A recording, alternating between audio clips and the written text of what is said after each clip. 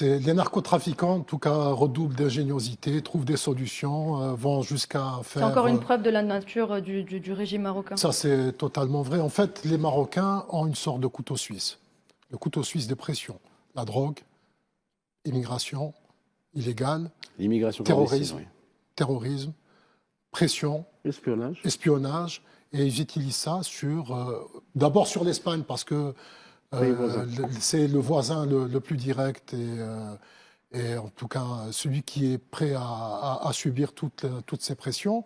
Ensuite, il y a la France. Avec la France, en fait, c'est un système qui est beaucoup plus développé, qui remonte à des décennies, bien sûr, à Hassan II, où il y avait du relationnel.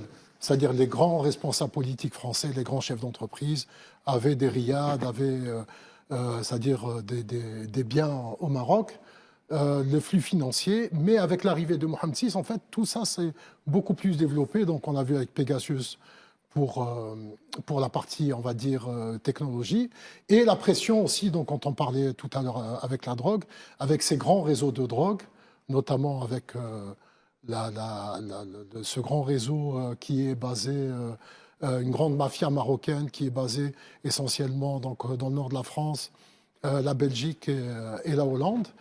Et à travers ça, donc, il y a tout ce système de pression. Mais en fait, ce qui est gênant, finalement, moi, je trouve, dans ces écrits, donc, dans ce qui est en train de se faire au niveau de la presse française, c'est qu'on a l'impression qu'ils sont en train de découvrir tout ça, alors que c'est totalement faux.